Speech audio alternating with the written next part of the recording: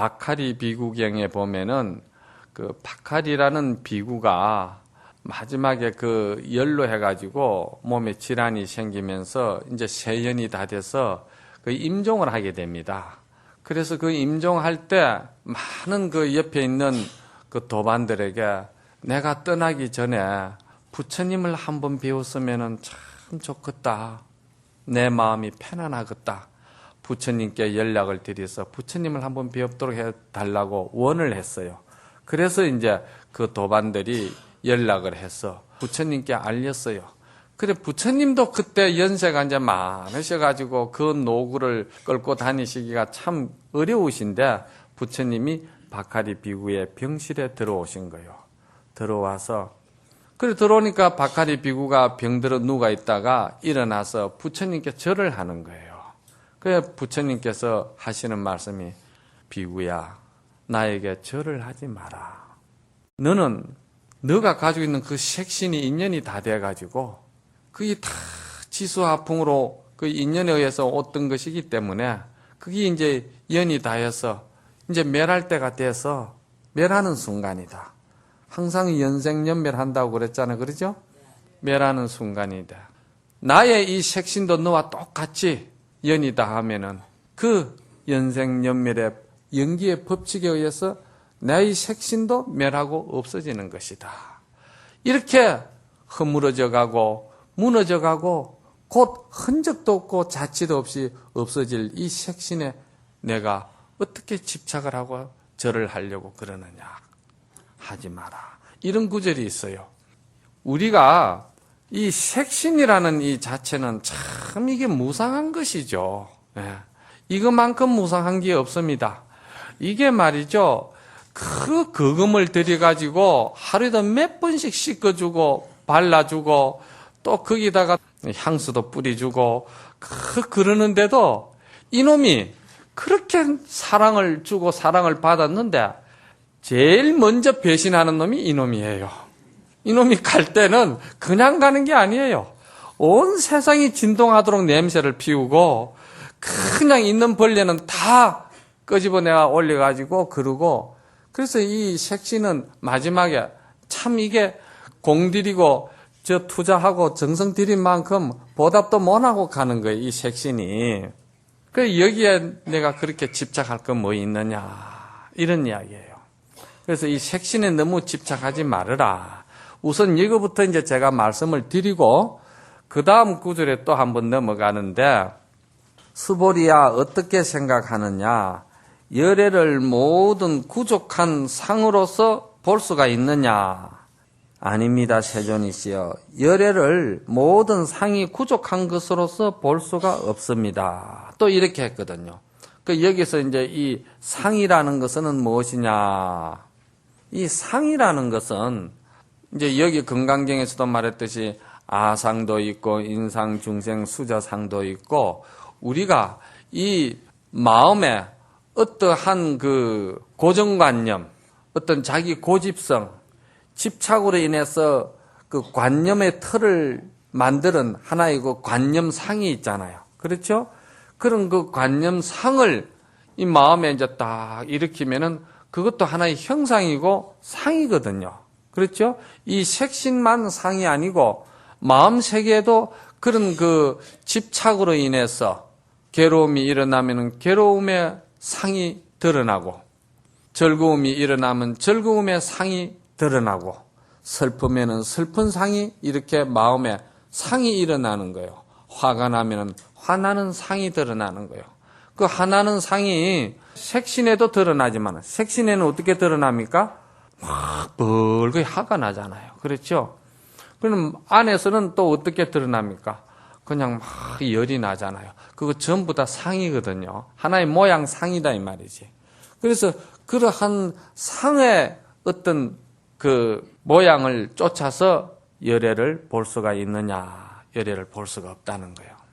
그럼 여기서 여러분들이 이해를 하게끔 하려면 제가 이제 또 자꾸 이제 비유를 많이 들어야 돼. 이 아주 본질면에 들어가가지고는 들을 수도 없고 볼 수도 없고 이렇게 어떻게 추측할 수도 없고 이런 그 본질을 드러내는 데는 그저 비유법밖에 없어요. 그래서 내가 저 기둥을 탁 치야 되는데 기둥을 칠 수가 없다 이 말이야. 그럴 때는 벽을 자꾸 쳐가지고 기둥까지 울리게 하는 게 이제 방편법이고 비유법이라는 거예요. 그 이제 이 왜 볼 수가 없느냐? 색과 상을 떠난 것이 사실은 본래 법신인데 떠났다고 해도 그게 말이 안 맞는 것이 여기서 말하는 색신은 화신을 말하거든요. 그렇죠? 그러면은 그 모든 상을 구족한 것은 그 보신을 말하거든. 그러면 화신과 보신은 그 법신의 자리를 떠난 것이냐 하면은 법신의 자리를 떠날래야 떠날 수는 없어요. 법신은 이 우주 속에 바늘 하나 꽂을 자리도 빈틈없이 꽉 차가 있는 것이 법신이기 때문에. 그래서 법신에서는 떠날 수가 없는 거예요. 바닷물이 이렇게 있는데 파도가 아무리 친다고 하더라도 갖가지 모양을 낸다 해도 그 파도는 절대 바다를 떠나서는 파도가 일어날 수가 없는 거예요. 다 마음이라는 우리의 본성의 지혜 바다에서 다 이 화신도 일어나고 보신도 일어나고 다 일어나는데, 그런데 이제 색신을 보면서 그 법신도 같이 봐야 되고 또 우리가 말하는 그 보신의 공덕도 법신 자리와 같이 함께 봐야 된다는 것이지. 그래서 이 법신의 자리는 오히려 색에 집착하지 아니하고 마음에 일어난 상에 집착하지 아니함으로써 오히려 법신 자리를 볼 수가 있다.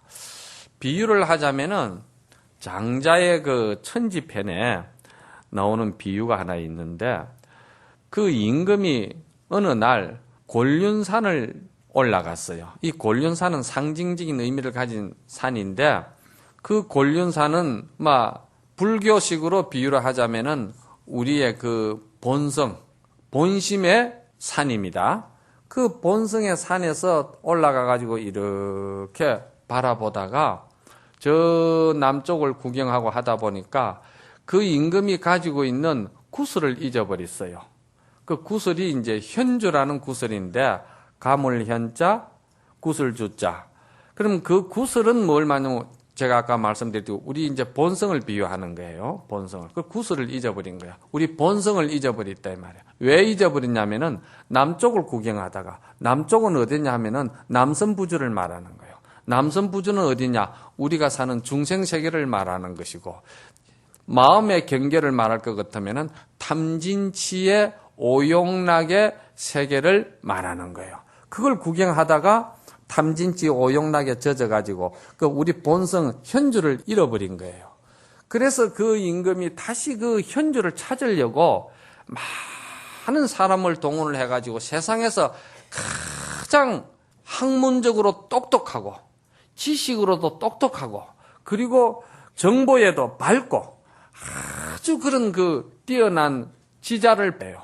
그래서 알지자입니다. 지자를 불러서 그 임금이 놀던 자리에서 구슬을 찾으라고 그랬어요. 그런데 그렇게 학문이 뛰어나고 똑똑한 사람도 그 구슬을 못 찾는 거야. 찾을 수가 없어요. 그래서 그 임금이 다시 누구를 부르느냐 하면은 그 이루라는 사람을 또 부른 거예요. 그런데 그런 이름은 복잡한 거 애울 것도 없고, 그 뭐냐 하면은 누구를 불렀느냐 하면은 아주 눈 밝은 사람을 부른 거예요. 이 사람은 눈이 얼마나 밝으면은 저 백리 밖에 있는 그 백리 떨어지는 곳에도 개미가 기가도 다 아는 정도로 그런 눈이 밝은 사람이에요. 재밌잖아요. 본래 우화가 그래 재미있는 거예요. 그런데 그렇게 백리 밖에 개미가 기가는 것도 보는 사람인데도 그 임금이 논 자리가 그 얼마 안 되는데 거기에서도 그 현주를 못 찾는 거예요. 못 보는 거예요. 그래서 그 다음에는 아주 말을 잘하는 그 자기의 그 뜻을 표현을 잘하는 그 재변가를 불러다가 또 찾으라고 그래도 그 말 잘하는 사람도 그 구슬을 못 찾는 거예요. 이거 어떻게 하면 찾을까? 말도 잘하고 눈도 밝고 아는 것도 많은 그런 사람들도 못 찾는 거라. 그런데 임금이 누구를 부르느냐 하면은 상망이라는 사람을 불러요. 그 상망은 어떤 사람이냐면은 말도 할 줄 모르고 눈도 그렇게 밝은 것도 아니고 말도 잘할 줄도 몰라요. 그런데 이 사람은 특별하게 뭘 잘하냐면은 무심한 사람이라. 그 무심한 사람이 거기 와서는 구슬을 금방 찾아내 버리는 거예요. 재미있죠? 그 여기서 여러분들이 궁금한 것이 있단 말이야. 왜 그렇게 학문적으로 똑똑하고 말 잘하고 눈 밝은 사람은 못 찾을까? 그것은 오히려 말을 잘하고 똑똑하고 그 분별과 그런 것들이 오히려 물결이기 때문에 마음에 일어나는 분별의 물결이기 때문에 그 출렁이는 물결 때문에 오히려 구슬을 못 보는 거예요. 비유를 하자면은 물이 가만히 명경지수같이 있으면은 하늘에 있는 달이 도로시 드러나 보일 텐데 오히려 그 달을 찾으라고 그러니까 들어가는 사람마다 참 다 자기 재주를 믿고 물결을 치는 거예요. 물결을 자꾸 치면서 달을 찾으니까 달은 계속 부서지죠. 부서지고 달을 볼 수가 없지요. 이런 원리라 이 말입니다. 그러니까 우리 그 본성, 이 우리의 그 본래 그 무심한 본성 자리를 보려고 그러면은 마음이 고요하게 뭔가가 그 정멸이 돼야 그 본성을 볼 수가 있다. 이런 뜻이거든요. 그러면은 그 마음이 고요한 정멸을 어떻게 해야 볼 수가 있느냐. 이게 이제 오늘 여기에서 말하는 관건입니다. 어떻게 해야 그 마음이 고요하게 들어갈 수가 있을까? 무엇을 우리가 보려고 하고 알려고 하고 거기에 도달하려고 뭔가를 자꾸 인위적으로 조작으로 하면은 할수록 그 마음에는 물결이기 때문에 그래서 마음은 그대로 천진하게 고요하게 둬야 된다는 거예요.